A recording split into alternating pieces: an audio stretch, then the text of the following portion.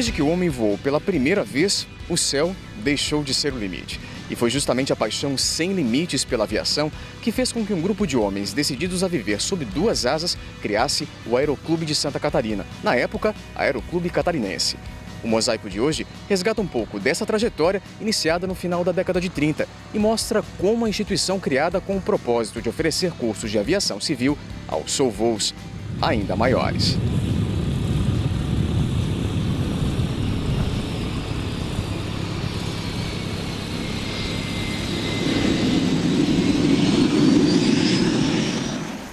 As fotos são antigas, datam da primeira metade do século passado e revelam uma história digna de registro, a história do Aeroclube de Santa Catarina.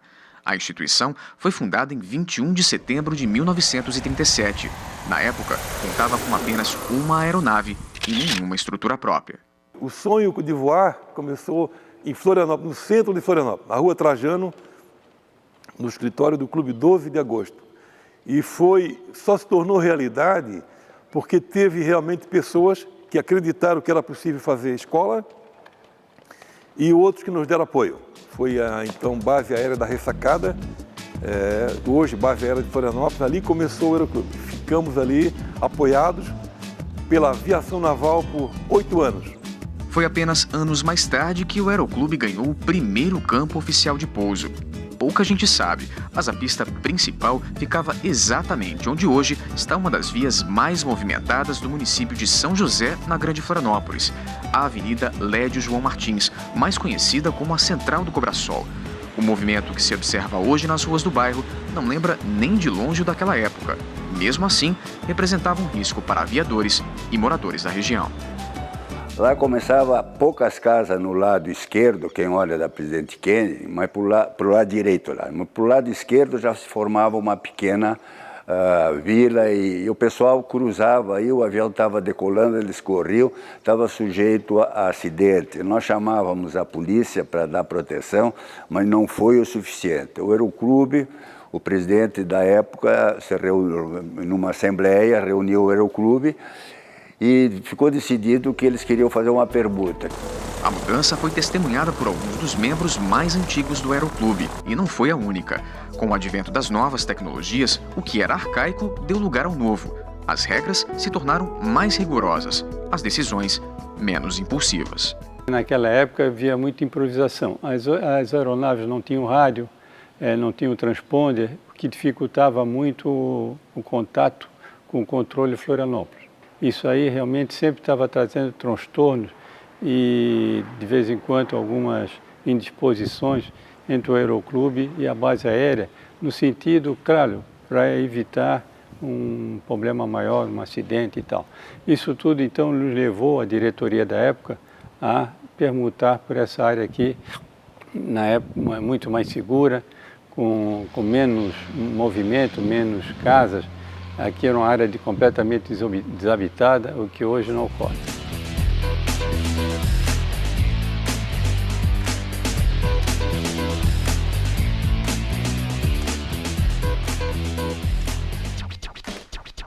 A transferência para o sertão do Maruim em junho de 1977 trouxe mais que segurança, espaço físico e instalações condizentes com a estrutura. Proporcionou também a ampliação das atividades do Aeroclube.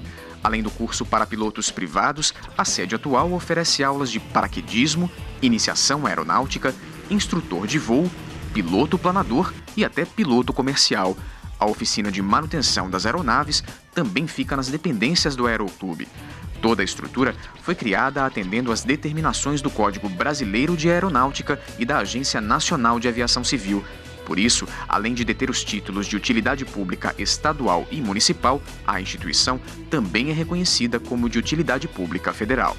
E hoje aqui é interessante tanto para São José quanto para as estruturas de educação que estão localizadas aqui próximos, como também para os aviadores e para os alunos próximo da cidade, sem interromper ou sem complicar qualquer fluxo, seja de trânsito, seja aéreo, e com uma facilidade que estamos na descida da rampa para o aeroporto Ercílio Luz.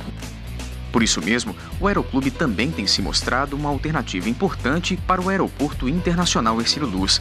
Em épocas de movimento, a pista daqui ajuda a aliviar o fluxo de lá. Mesmo quem visita o Aeroclube em épocas menos agitadas tem a chance de acompanhar pousos e decolagens durante todo o dia. E quem quer ir mais fundo na atração pode entrar na cabine com os pilotos, afivelar o cinto e curtir a paisagem do ponto mais estratégico, olhando tudo lá do alto. A sensação de quem voa pela primeira vez é motivo de satisfação para o piloto que conduz a aeronave. Que sentimento é esse? Veja depois do intervalo.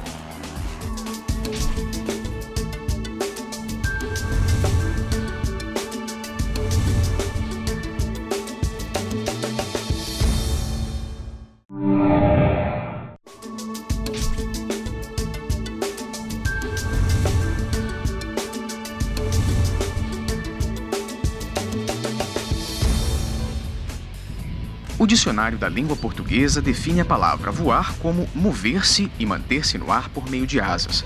Mas apesar de a definição ser clara, difícil é explicar a sensação de experimentar essa aventura pela primeira vez. Quem faz um voo panorâmico fica simplesmente extasiado. Uma emoção para o estreante, mas também para o piloto. É uma coisa fantástica, fenomenal, você vê a reação das pessoas que nunca voaram, muitas vezes pessoas humildes que talvez não tivessem condição de voar.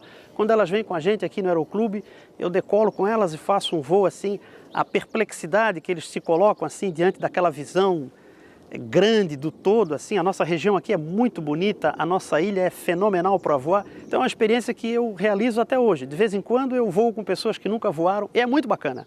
Não só pelo agradecimento que eles fazem, mas também por poder constatar a alegria, a perplexidade deles diante dessa coisa maravilhosa, inexplicável que é voar, né?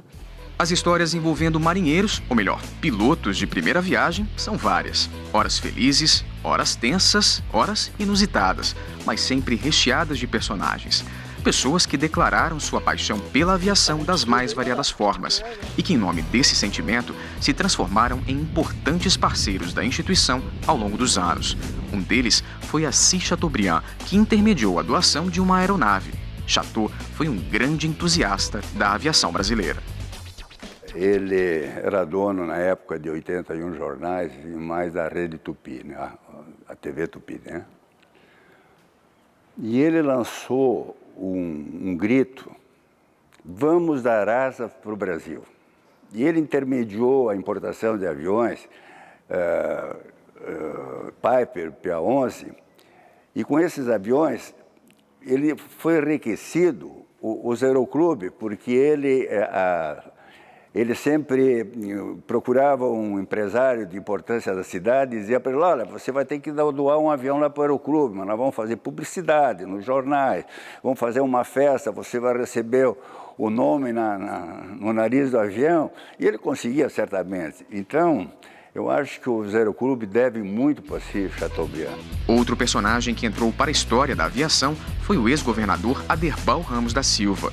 Dr. Deba, como era chamado, chegou a ser presidente da instituição e ainda hoje dá nome ao hangar principal do Aeroclube, que há tempos deixou de ser o único. Os hangares construídos no entorno abrigam uma média de 75 aeronaves, entre particulares e da própria instituição. Número bastante simbólico para o Aeroclube, que acaba de completar 75 anos.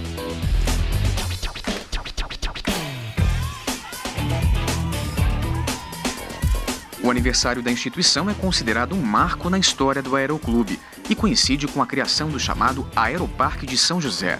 O projeto é resultado de uma parceria com o grupo Pedra Branca no empreendimento Tecnoparque. O condomínio de lotes industriais para empresas tecnologicamente avançadas vai criar um centro de ciência de alta complexidade com acesso à pista do Aeroclube.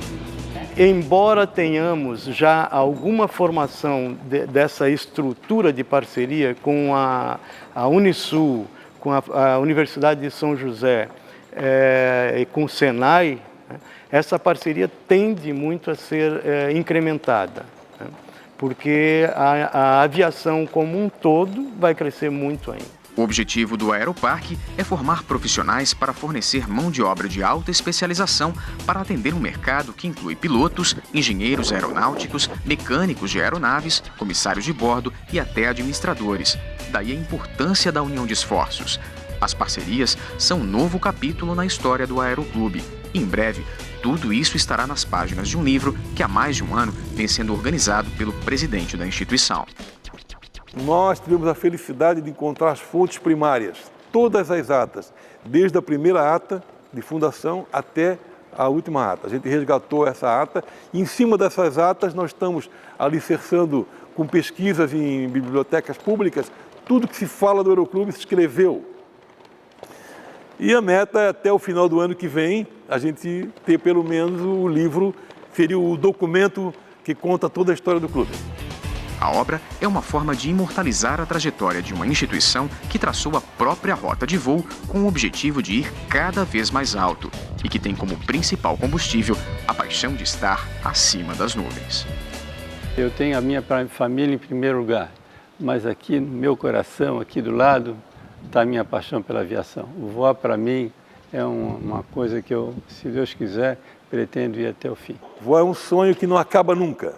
Eu faço isso há 40 anos e a cada dia eu renovo esse sonho com mais cuidado e mais carinho. É uma coisa fenomenal. Eu espero poder continuar fazendo isso para o resto da minha vida e no dia que eu tiver que preencher um outro plano de voo, eu espero ser recebido e continuar voando lá com tanta felicidade, com tanta alegria como tem sido esses anos todos até agora.